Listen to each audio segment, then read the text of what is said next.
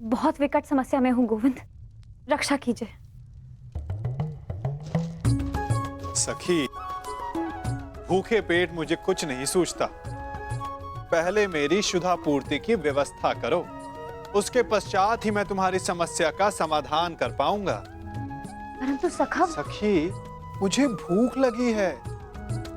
अब जो कुछ भी घर में है ले आओ, उसके पश्चात बैठकर बात करेंगे। जाओ जाओ।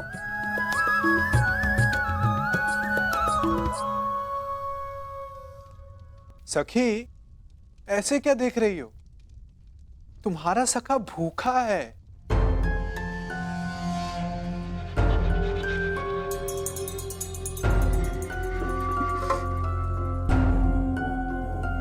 आपने तो समस्या और बढ़ा दी है सखा।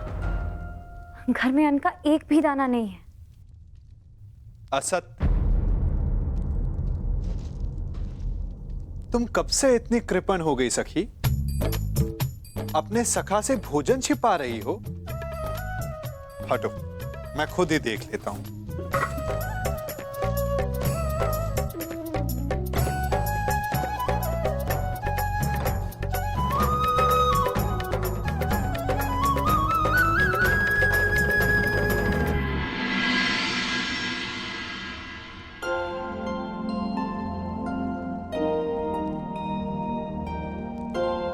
कहा था ना, अपने सखा से तुम भोजन छिपा रही हो। नारायणं नमस्कृत्य नरं चैव नरोत्तमं देवीं सरस्वतीं व्यासं ततो जयमुदीरये।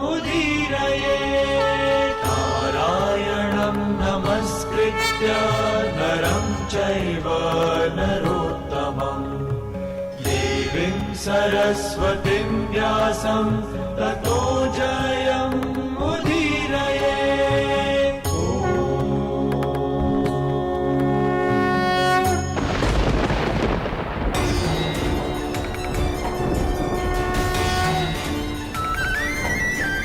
श्री कृष्ण गोविंद हरे मुरारी हे नाथ नारायण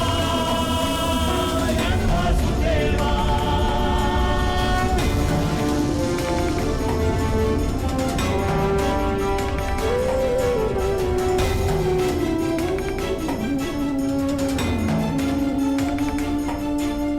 श्री कृष्ण गोविंद हरे मुरारी हे नाथ नारायण वासुदेवा। श्री कृष्ण गोविंद हरे मुरारी हे नाथ नारायण वासुदेवा।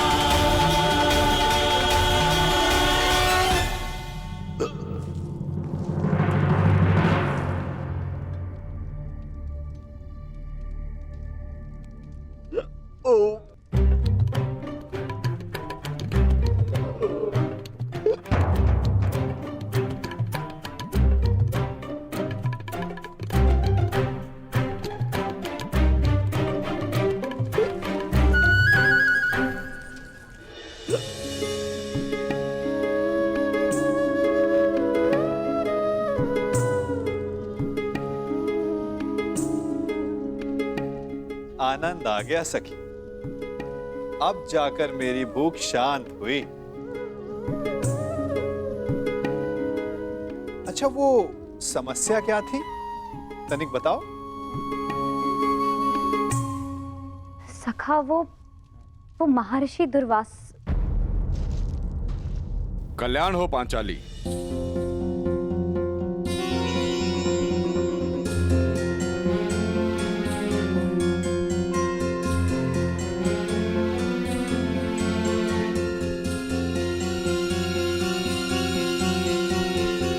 प्रणिपात महर्षि। अखंड सौभाग्यवती भव।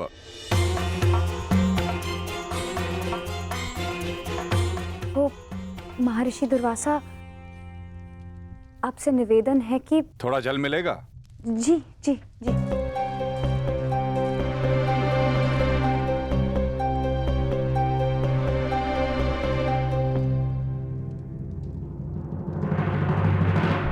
महर्षि, वो आपके शिष्य ने संदेश दिया था कि वो भोजन क्षमा चाहता हूं यज्ञसेनी।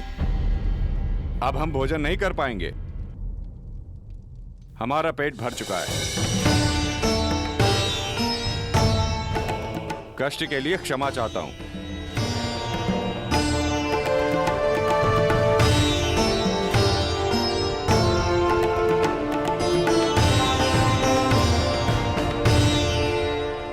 प्रणिपात ऋषिवर।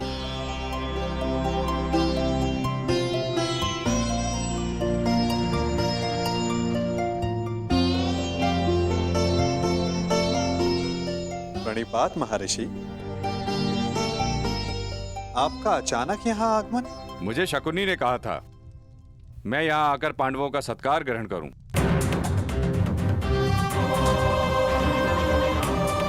किसी भी साधु को किसी का भोजन और निमंत्रण बिना सोचे समझे स्वीकार नहीं करना चाहिए महर्षि।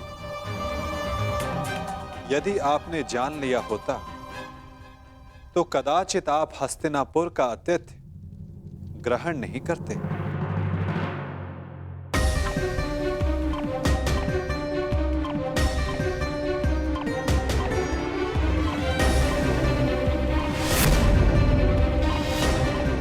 जीतने वाला दूसरे के राज्य पर 13 वर्ष का अधिकारी होगा और हारने वाले को 12 वर्ष का वनवास और 1 वर्ष के अज्ञातवास पर जाना होगा।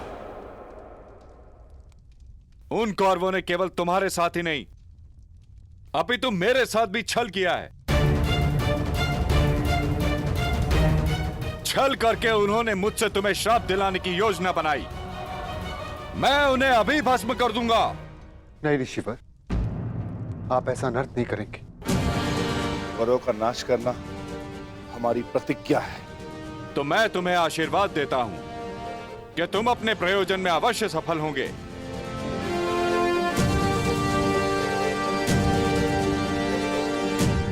और यदि उन मूर्ख कौरवों ने तुमसे युद्ध किया तो उनका समूल विनाश हो जाएगा।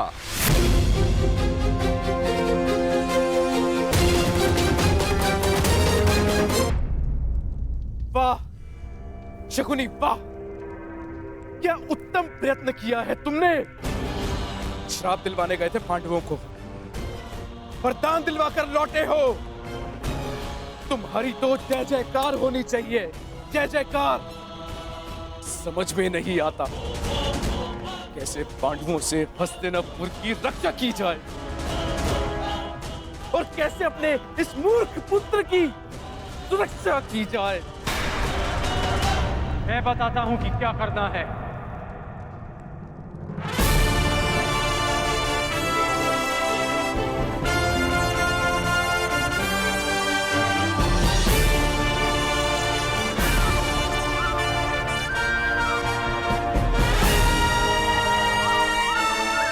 वही करना है जो गांधार राज युवराज को कभी नहीं करने देना चाहते हैं।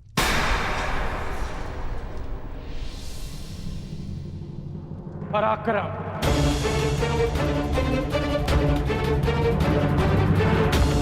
यदि अर्जुन अपनी शक्ति बढ़ा रहा है तो हस्तिनापुर को भी अपना बल बढ़ाना चाहिए। परंतु कैसे बढ़ाओगे बल अंगराज? क्या मेरे सम्राट दुर्योधन को भी कैलाश पर्वत भेज दिया जाए अंगराज? नहीं गांधार राज, ये संभव है दिग्विजय यात्रा करके। दिग्विजय? हमें भारत के सारे राज्यों को हस्तिनापुर के छत्र के नीचे लाना होगा, क्योंकि युद्ध तो होना ही है और युद्ध में सैन्य शक्ति का महत्व किससे छिपा है। हमें दिग्विजय करके हस्तिनापुर का बल बढ़ाना होगा। परंतु दिग्विजय करेगा कौन? हस्तिनापुर का सेवक करेगा।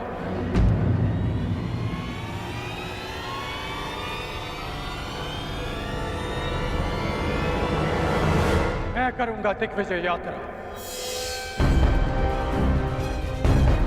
यदि अर्जुन तपस्या से शक्ति प्राप्त करेगा तो मैं अपने पराक्रम से हस्तिनापुर का बल बढ़ाऊंगा।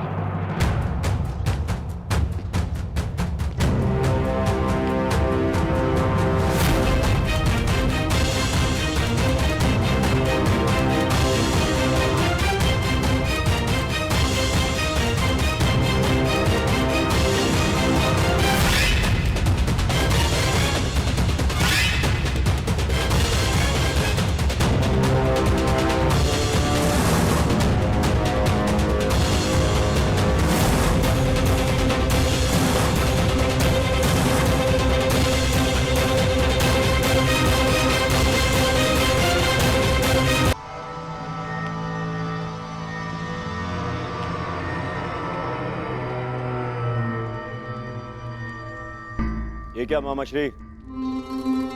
तुला व्यापारियों के हाथ में शोभा देती है, राजनीतिज्ञों के नहीं। राजनीति दुनिया का सबसे कठिन व्यापार है मेरे प्यारे सम्राट।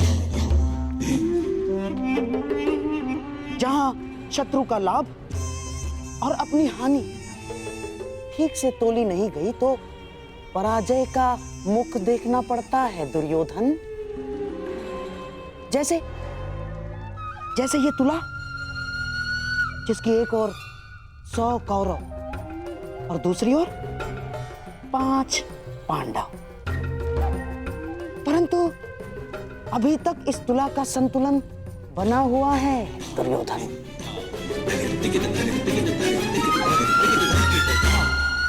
और ये है दिग्विजय, और दिग्विजय के पश्चात शक्ति का संतुलन हमारे पक्ष में होगा।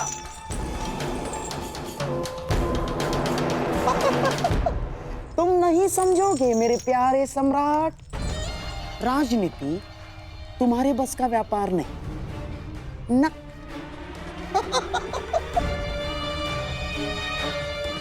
अर्थात एक चतुर राजनीतिज्ञ के लिए यह आवश्यक है कि अपनी शक्ति बढ़ाने के साथ साथ शत्रु की शक्ति का नाश भी करे। तुला का भार अपने पलड़े की ओर करने के लिए यह आवश्यक नहीं है कि अपना भार बढ़ा लिया जाए। शत्रु का भार कम करके भी यह सब किया जा सकता है दुर्योधन। मामा श्री, आपकी ये बातें मेरी समझ के तो बाहर है, परंतु भविष्य मेरे दृष्टि के भीतर है दुर्योधन। तुम और मैं, हम दोनों कर्ण के साथ दिग्विजय पर चलेंगे। क्यों मामा श्री? आपको कर्ण की शक्ति पर विश्वास नहीं है? कुछ विजय शक्ति से नहीं, नीति से की जाती है। कर्ण तुम्हारी शक्ति बढ़ाने के लिए दिग्विजय करेगा और हम पांडवों की शक्ति कम करने के लिए संधि करेंगे। और पांडवों की सबसे बड़ी शक्ति है वासुदेव कृष्ण, और हमारा लक्ष्य है या तो वासुदेव कृष्ण हमारे पलड़े में आ जाए या तो पांडवों के पलड़े से हट जाए।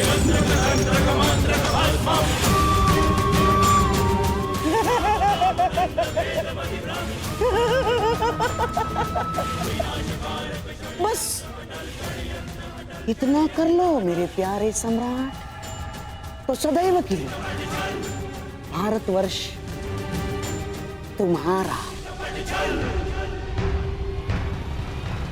वासुदेव कृष्ण।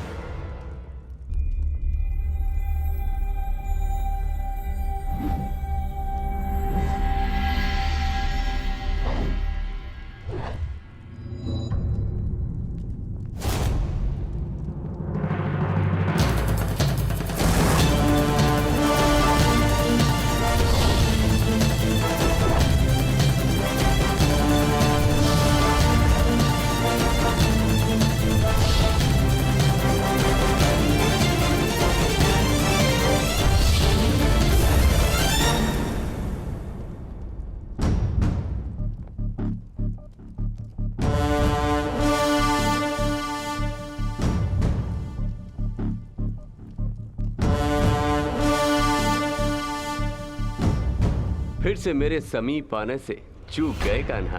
क्योंकि आपकी दृष्टि है ही इतनी तीक्ष्ण दाऊ।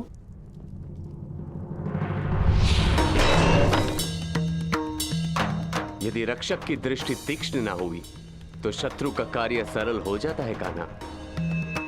और मेरी दृष्टि से आज तक कोई भी दुश्मन की परछाई बच के नहीं जा सकी आज तक, और मेरे प्रहार से शत्रु के प्राण।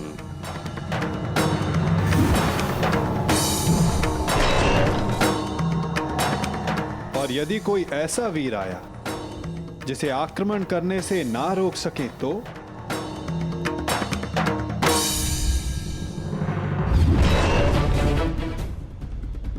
यदि वो कोई मनुष्य हुआ तो अपने काल को पुकारेगा, यदि वो राक्षस हुआ तो वो अपने प्राणों की भिक्षा मांगेगा।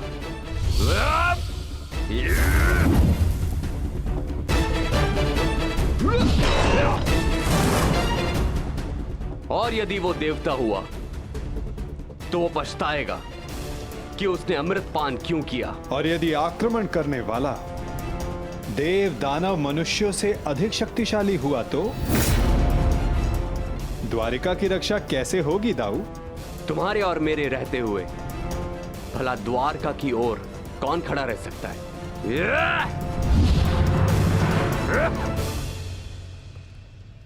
और यदि ऐसा कोई हो जो आपके और मेरे समक्ष खड़ा हो सके तो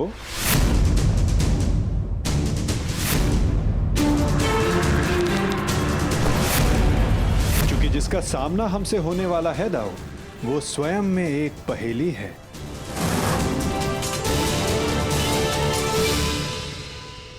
कब कौन समक्ष आ जाए कुछ कहा नहीं जा सकता दाऊ।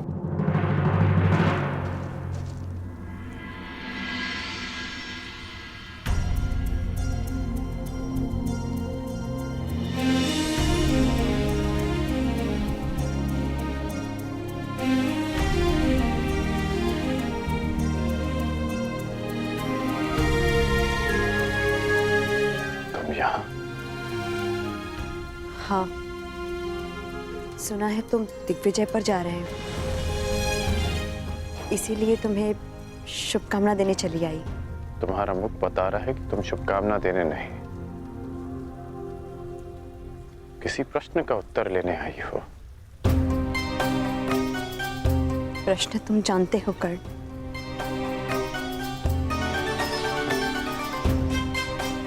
जानता हूं कि मेरा लक्ष्य क्या है, कि मैंने एक महान परिवर्तन का वचन दिया था। वैशाली, मैं उसी परिवर्तन की आशा में दिग्विजय पर जा रहा हूं। वचन तुमने अपनों की सुरक्षा का भी दिया था कर्ण। हाँ वैशाली, क्या कोई असुरक्षित है?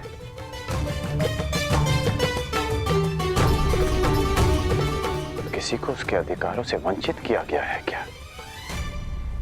हाँ, तुम्हारे अपनों में तुम्हारे राज्य के निवासियों के अतिरिक्त कोई और भी सम्मिलित है कर्ण।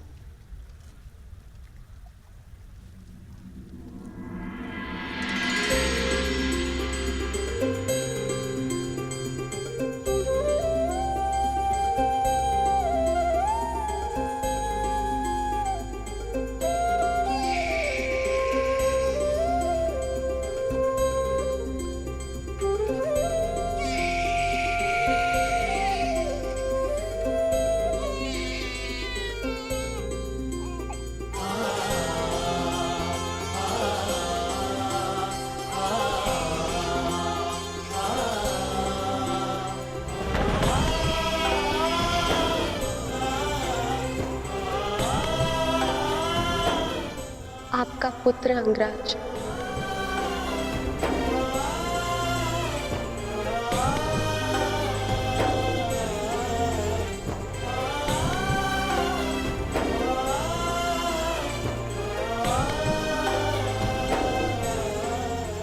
इसका नाम क्या रखा?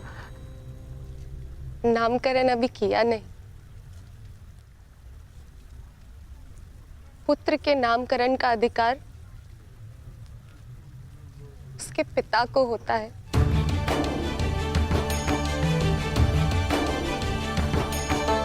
मेरा मानना है कि वृक्ष पर सबसे पहला अधिकार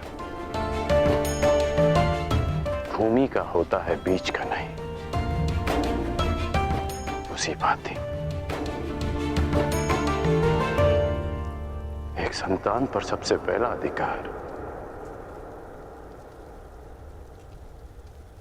उसकी माता का होता है, जो 9 महीने अपने गर्भ में से रखती है। इसलिए सुप्रिया,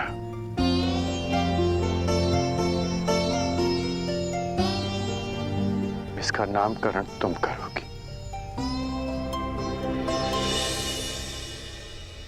ऋषिकेतु।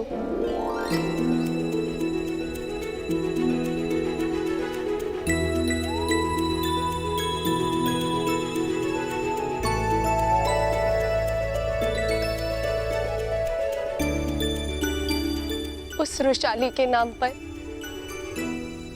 जिसके त्याग के कारण मैंने आपको पति के रूप में पाया, मैं उसका नाम अपने पुत्र को देना चाहती हूँ।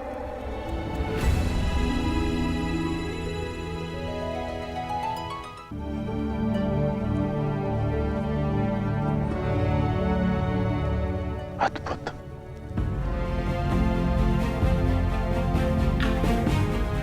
ये नाम सदा इसे परिवर्तन का मार्ग दिखाता रहेगा।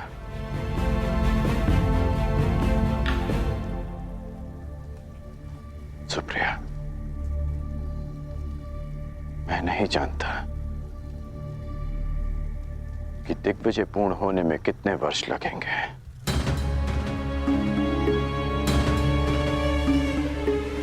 कदाचित हमारा पुत्र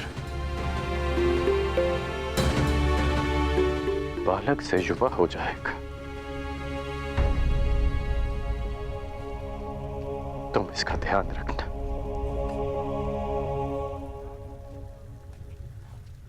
इसे कर्ण मत मनने देना।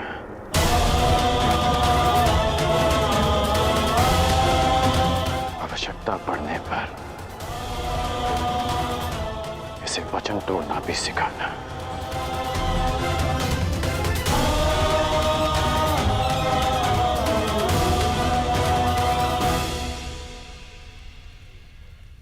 परंतु युवराज के लिए आप दिग्विजय पर क्यों जा रहे हैं? मैं युवराज के लिए नहीं, परिवर्तन के लिए जा रहा हूं। मेरी इच्छा है कि मेरी संतान एक नए भारत में पले, परिवर्तित भारत में, जहां कोई अन्याय ना हो, अत्याचार ना हो, कोई भेदभाव ना हो, जहां श्रेष्ठता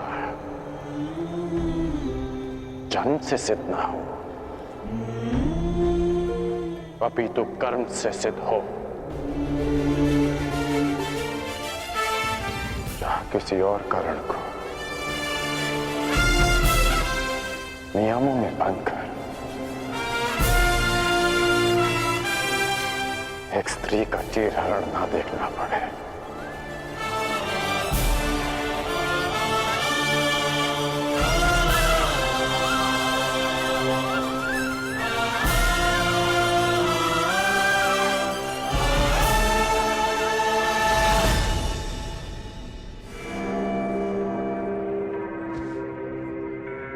कुछ शेष तो नहीं रह गया? जी नहीं। मेरी पान सुपारी? जी। और मिष्ठान? जी, आपके अंग वस्त्र भी। जाओ। मछली, इतनी सारी सामग्री? युद्ध पर जा रहे हो सम्राट, वन विहार पर नहीं। और ये सारी वस्तुएं महत्वपूर्ण हैं। हर एक वस्तु काम की है, जैसे पान। पान इसलिए कि रात्रि तुम जग सको। किसे ज्ञात शत्रु रात्रि में आक्रमण कर दे। और हाँ, मिष्ठान्न इसलिए कि आवश्यकता पड़ने पर भूखा ना मरना पड़े। अतिरिक्त अंग वस्त्र भी ले लिए मैंने, आवश्यकता पड़े तो ले लेना। ये सब क्या है गांधार नरेश?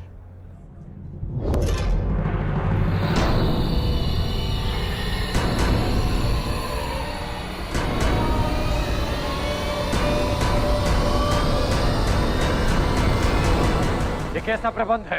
ये ऐसा प्रबंध अंगराज कि मैं और मेरा सम्राट दुर्योधन तुम्हारे साथ इस दिग्विजय यात्रा पर चलेंगे।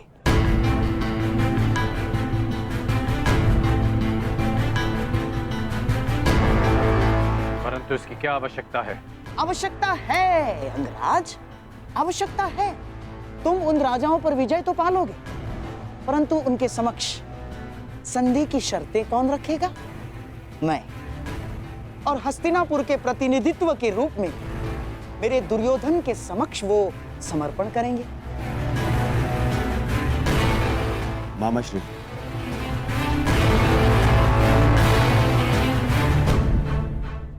मित्र,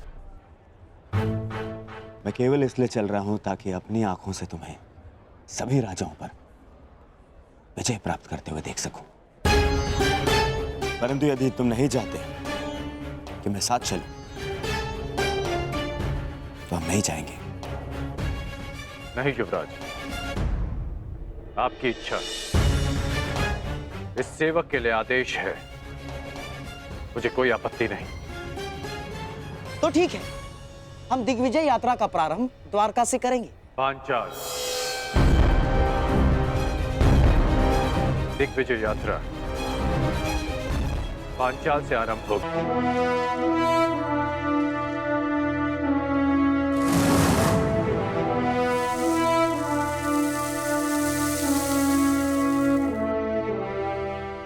अब भी एक महत्वपूर्ण अस्त्र पाना शेष है भारत, पशुपतास्त्र।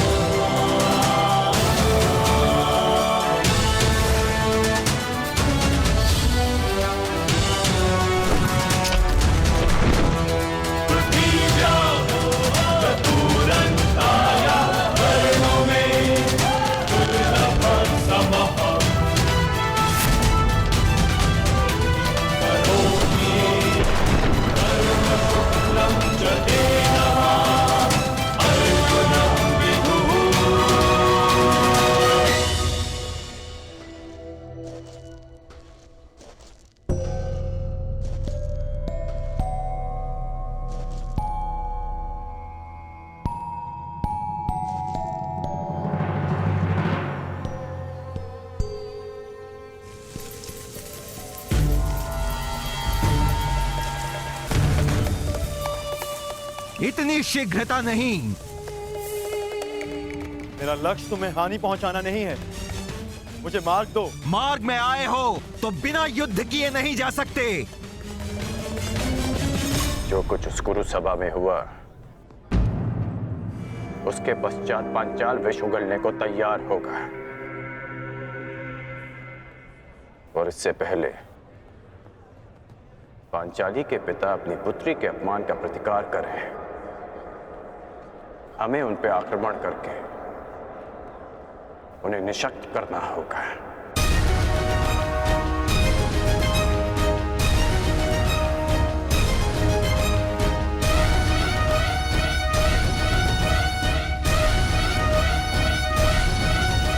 मामाश्री,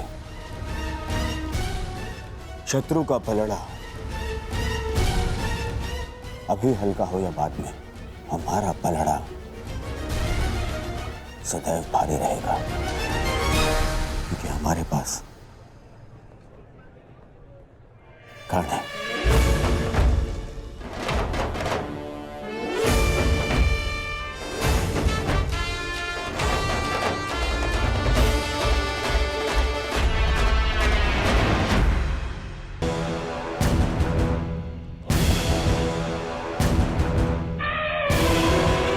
धर्मानुसार आक्रमण से पूर्व हमें पांचाल को चेतावनी देनी होगी।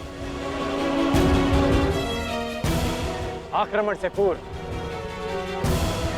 उन्हें समर्पण का अवसर देना आवश्यक है। मामाश्री, कहीं ऐसा ना हो कि हमारी दिग्विजय से पहले अर्जुन दिव्यास्त्र प्राप्त कर ले। इसीलिए तो मैं पहले द्वारका पर आक्रमण करवाना चाहता था दुर्योधन, परंतु चिंतित ना हो, पशुपतास्त्र पाना कोई सरल कार्य नहीं। मार्ग में बहुत सी बाधाएं भी हैं सम्राट। मैं तुम्हें हानि नहीं पहुंचाना चाहता, परंतु मुझे मेरा मार्ग भी बनाना है।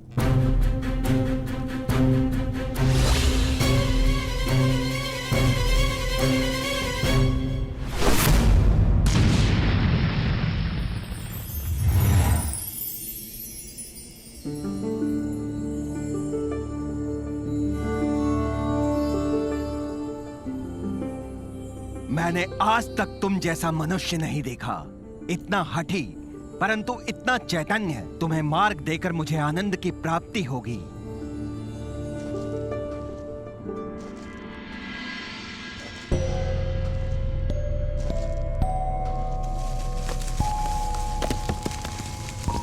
कौन है? कौन है यहाँ?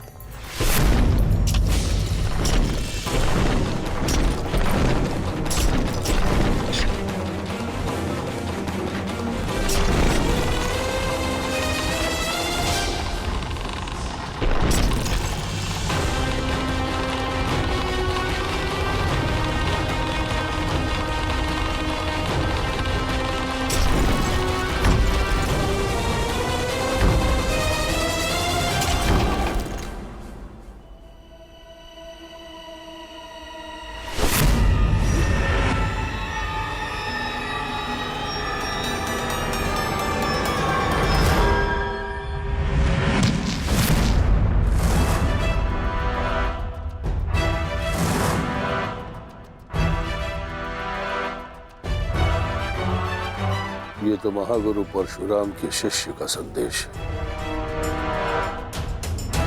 परंतु किसका? द्रोण का, भीष्म का, या फिर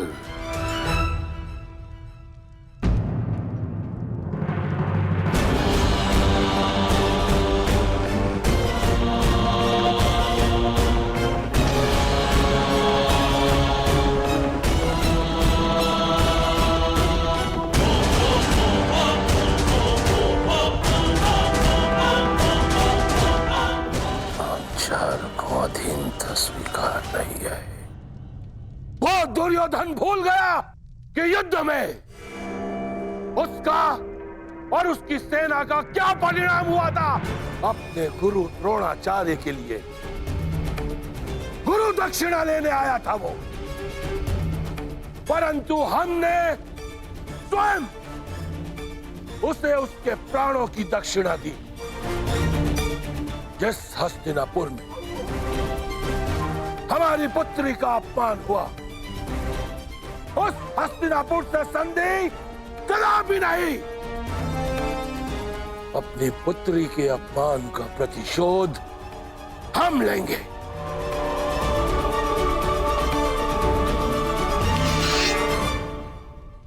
यह पांचाल नरेश द्रुपद हस्तिनापुर के विरुद्ध युद्ध का शंखनाद करता है। धृष्टद्युम्न, पांचाल के सबसे घातक अस्त्र को प्रस्तुत करने का समय आ गया है।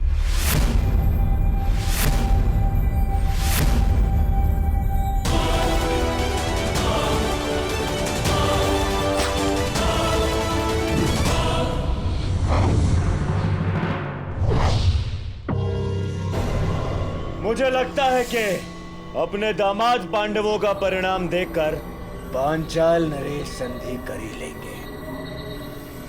मुझे विपरीत उत्तर की अपेक्षा है युवराज।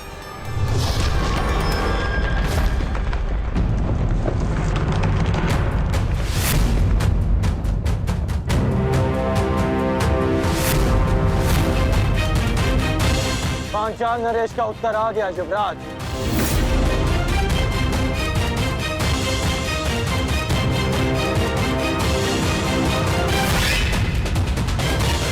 शांति सदा युद्ध से श्रेष्ठ होती है। हमने शांति का प्रयास किया जो निष्फल रहा। अब शांति का अपमान करने का फल पांचाल नरेश को चुकाना होगा।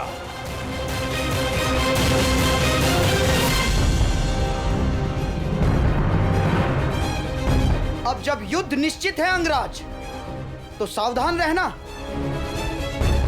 कदाचित आपने पांचाल के मायावी योद्धा के विषय में नहीं सुना है। मायावी योद्धा? हाँ अंगराज, मायावी योद्धा, द्रुपद की सबसे बड़ी शक्ति।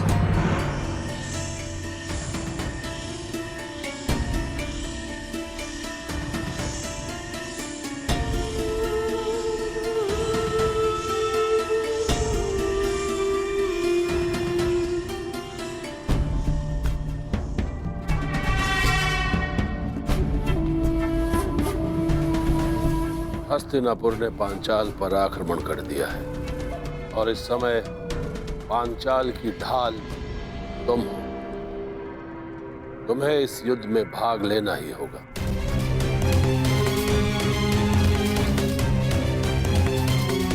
गहरे काले वस्त्रों में योद्धा नहीं, अंधकार है वो। जहां जाता है शत्रु के दल में अंधकार फैला देता है वो। तो फिर आज इस अंधकार का भी अंत होगा कांतार नरेश। सामान्य योद्धा नहीं है वो अंगराज। उसकी उपस्थिति मात्र से शत्रु योद्धाओं में पराजय का भय बैठ जाता है। शत्रु के चैतन्य को अंधकार में बदल देता है वो। उसका मुख आज तक किसी ने नहीं देखा अंगराज।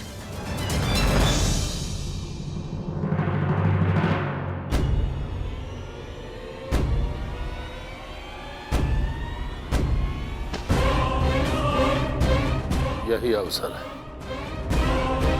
पांचाल की रक्षा करने का और अपना प्रतिशोध लेने का, जिसकी कई जन्मों से प्रतीक्षा थी तुम्हें। यदि इस युद्ध में हस्तिनापुर पराजित हुआ तो वो आएगा, वो अवश्य आएगा जिसकी तुम्हें प्रतीक्षा है। उसके सामने आते ही शत्रु के मुख से साहस उतर जाता है और भय का अंधकार छा जाता है अंगराज।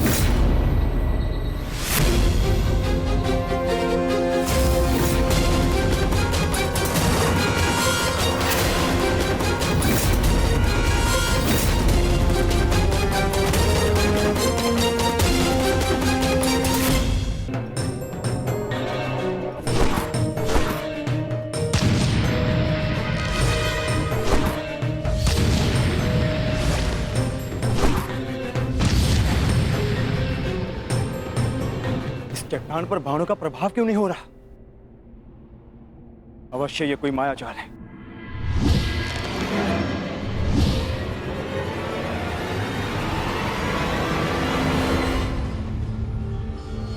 मैं तुम्हें चेतावनी देता हूं, मुझे युद्ध के लिए विवश मत करो। जिस किसी का भी ये मायाजाल रचा है मेरे समक्ष प्रस्तुत हो।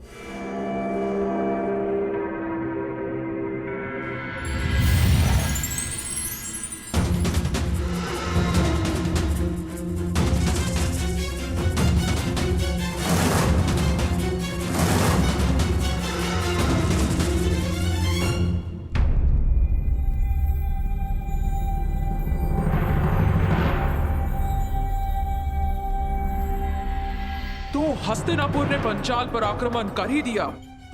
यदि हस्तिनापुर की सेना आई है तो वो भी जरूर आएगा, वो जिसकी मुझे वर्षों से प्रतीक्षा है।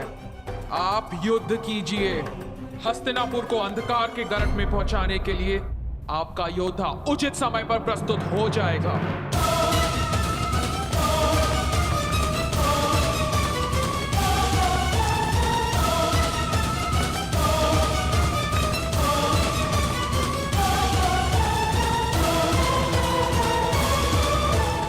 लगता है पांचाल नरेश अपनी सारी सेना ले आए।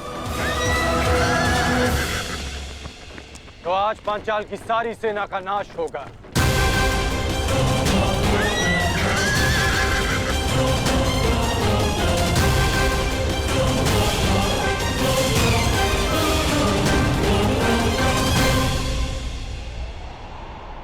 द्रुपद कोई विकट व्यूह रच रहा है अंगराज। विकट नहीं, महाविकट व्यू गांधार नरेश।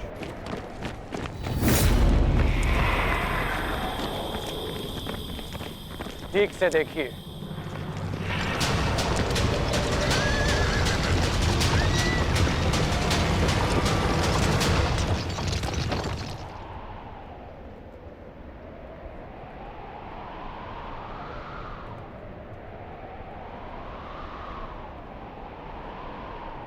पूंछ की ओर से सेना का प्रवाह आगे होगा और 6 फनों की अगुवाई करेंगे 6 महारथी।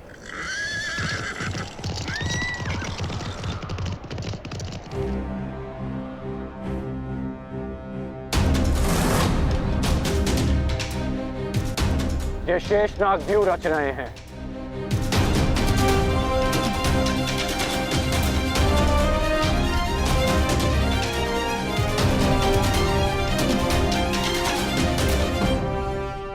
पहले ही प्रयाण में इतनी बड़ी समस्या। हम वन भ्रमण पर नहीं, दिग्विजय पर निकले हैं गांधार नरेश। दिग्विजयों का सामना तो करना ही होगा।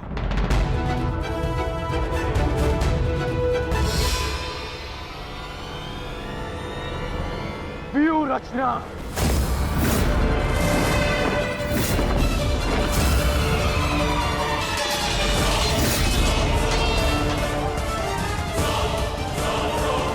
शेषनाग व्यू का उत्तर है गरुड़ व्यू।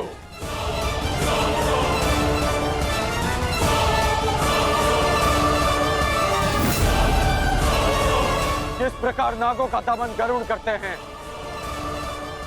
उसी प्रकार हमारा व्यू पांचाल की सेना को छिन्न भिन्न कर देगा।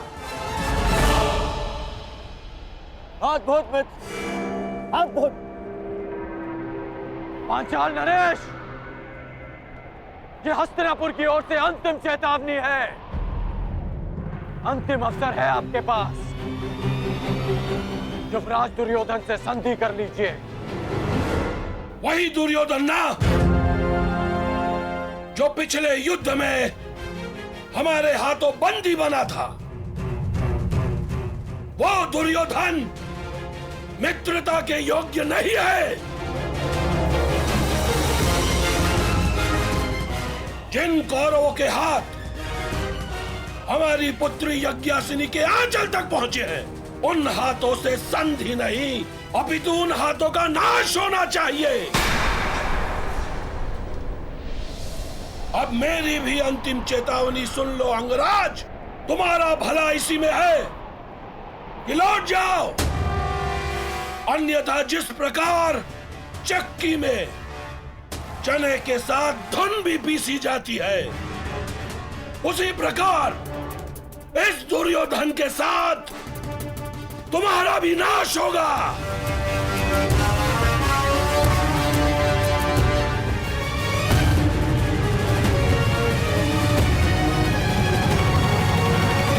इसी में है कि लौट जाओ।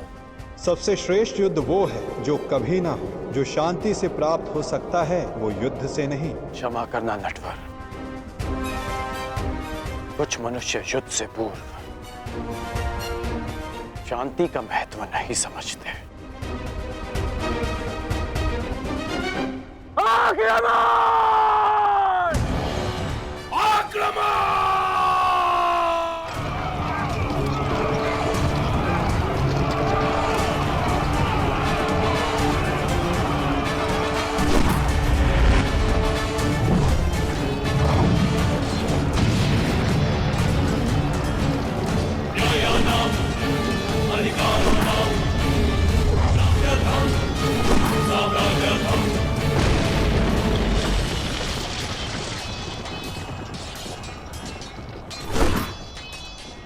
आज मैं और मेरा पुत्र इसी रणभूमि में द्रौपदी के अपमान का प्रतिशोध लेंगे। आज पांचाल की पांचों नदियां कौरव सेना के नाश की साक्षी बनेगी।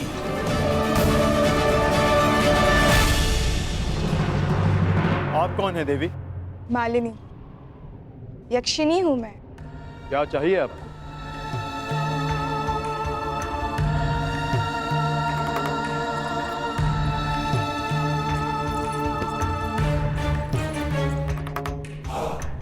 तुम्हारा प्रेम। जब से तुम्हें देखा है तुम्हारी ओर मोहित हो गई हूँ अर्जुन। तुम जैसा ही एक वीर पुत्र चाहिए। मुझे स्वीकार करो। क्षमा चाहता हूँ, मैंने ब्रह्मचर्य व्रत लिया है। व्रत और संकल्प दोनों ही तोड़ने के लिए बने हैं। विश्वामित्र ने भी मेनका के लिए अपनी तपस्या तोड़ दी थी। तुम भी तोड़ दो मेरे लिए। नहीं देवी, जब तक मैं पशुपत अस्त्र प्राप्त नहीं कर लेता, मैं अपनी प्रतिज्ञा से बंधा। और जब तक तुम मेरी कामना नहीं पूरी कर देते, तब तक तुम इसी गुहा में बंद रहोगे। मुझे प्रहार के लिए विवश मत कीजिए।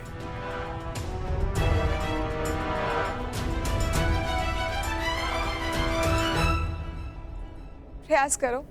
स्त्री पर अस्त्र उठाना क्षत्रिय धर्म नहीं, परंतु जो स्त्री काम वेश में आकर पुरुष का धर्म भंग करना चाहे, जिसे मर्यादा का ज्ञान ना हो, जो अपनी ही काम पूर्ति के लिए अपनी शक्तियों का दुरुपयोग करे, उसे राक्षसी माना गया। और एक राक्षसी पर अस्त्र उठाना क्षत्रिय धर्म है। सावधान!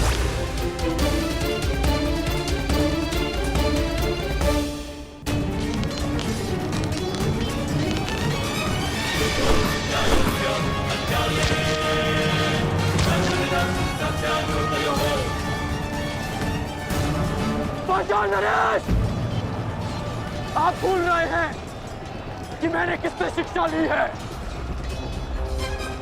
कदाचित आपने मुझे स्वयंवर में अपने कौशल प्रदर्शन का अवसर दिया होता, तो आज आप मुझसे युद्ध करने का दुस्साहस नहीं करते।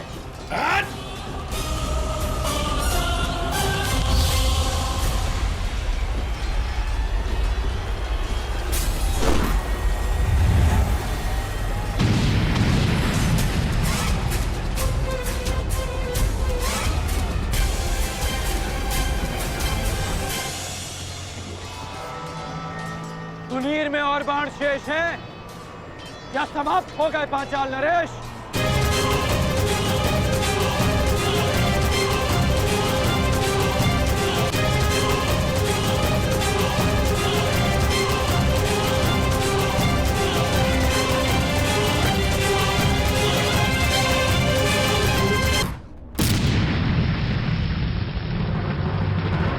सुनीर में और बाण शेष हैं या समाप्त हो गए पांचाल नरेश? सम्राट, एक बात तो माननी पड़ेगी, तुम्हारे इस मित्र कर्ण का कोई तोड़ नहीं ना। कर्ण का कोई सामना कर सकता है तो वो केवल अर्जुन है, परंतु पता नहीं पशुपतास्त्र की यात्रा में अब वो किस मोड़ पर होगा।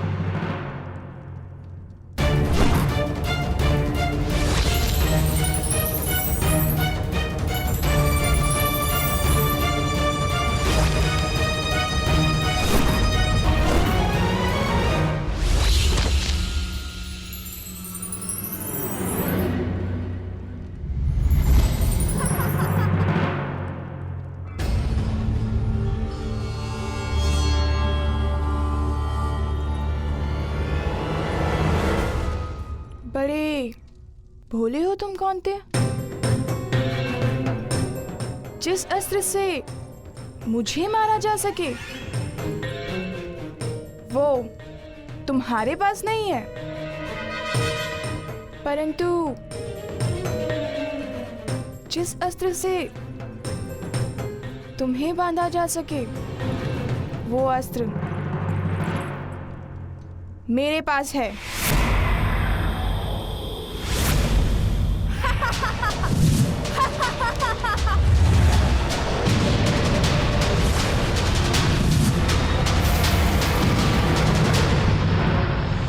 साधारण नारी नहीं हूं मैं, यक्षिणी हूं, वरदान प्राप्त यक्षिणी।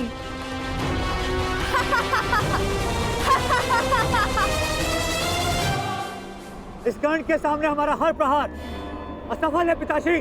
समय आ गया है पांचाल के सबसे घातक अस्त्र को प्रस्तुत करने का।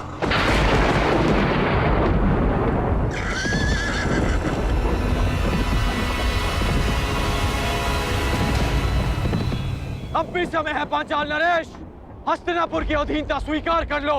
जिसकी पुत्री द्रौपदी ने इतना सब कुछ सहने के पश्चात भी दासी बनना स्वीकार नहीं किया, तो फिर उसका पिता द्रौपद दास बनना कैसे स्वीकार कर सकता है? पांचाल नरेश द्रौपद का सर कट सकता है, परंतु झुक नहीं सकता।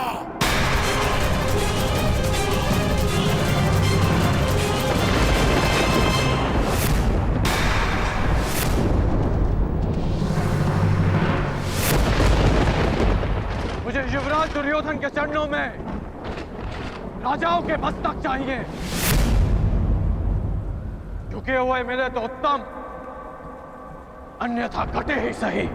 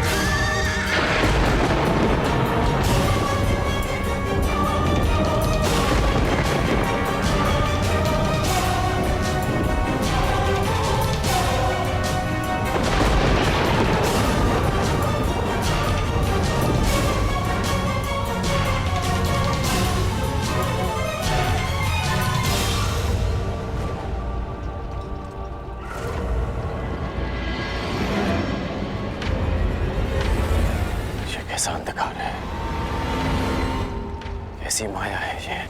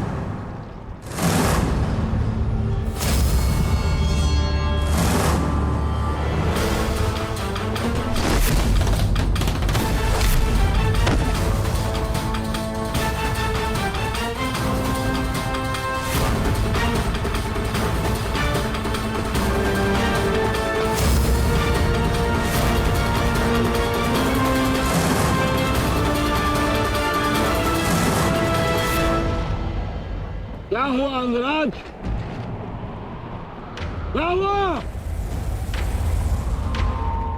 अब करो प्रहार। प्रहार करो अंगराज, प्रहार करो। कौन है ये?